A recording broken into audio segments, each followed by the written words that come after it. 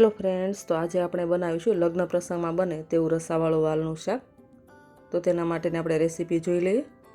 તો તેના માટે મેં એક બાઉલ વાલ લીધા છે, જેને મેં 7 થી 8 કલાક પલાળીને અને 3 વિસલ કરીને આપણે તેને બાફી લીધા છે। 3 ટામેટાની પ્યુરી લઈશું, એક બાઉલ ઝીણા સમારેલા કાંદા અને 2 થી 3 ચમચી જેટલો આપણે બેસન લઈશું।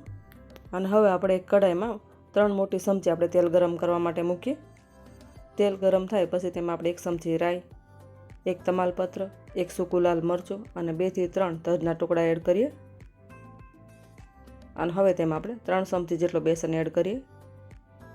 આ પ્રમાણે વાલનું શાક બનાવવાથી વાલનું શાક ખૂબ જ ટેસ્ટી બને છે, તો તમે ઘરે એક વખત જરૂરથી ટ્રાય કરજો।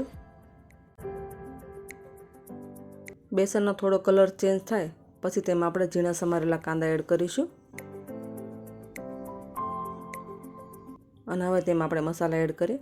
1 ચમચી હળદર, 1 ચમચી આપણે લાલ મરચું પાવડર, અડધી ચમચી જેટલો ગરમ મસાલો, 1.5 ચમચી જેટલો આપણે ધાણા જીરું પાવડર એડ કરીએ અને આ બધા જ મસાલાને મિક્સ કરી દઈએ।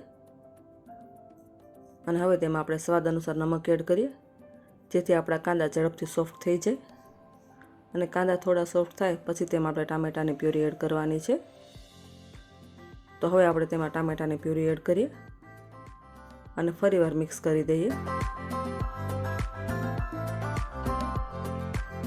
આવી રીતે વાલનું શાક બનાવવાથી વાલનું શાક ખૂબ જ ટેસ્ટી બને છે, તો તમે ઘરે એક વખત જરૂરથી ટ્રાય કરજો।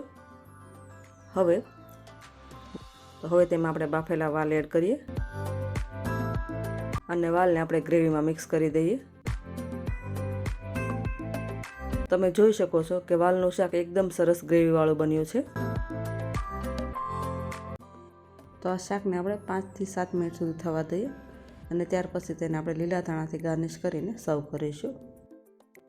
આવા જ અવનવા વિડીયો જોવા માટે અમારી ચેનલને લાઇક કરો, તમારા મિત્રો સાથે શેર કરો અને ચેનલને સબસ્ક્રાઈબ કરો। Thank you so much for watching hour video.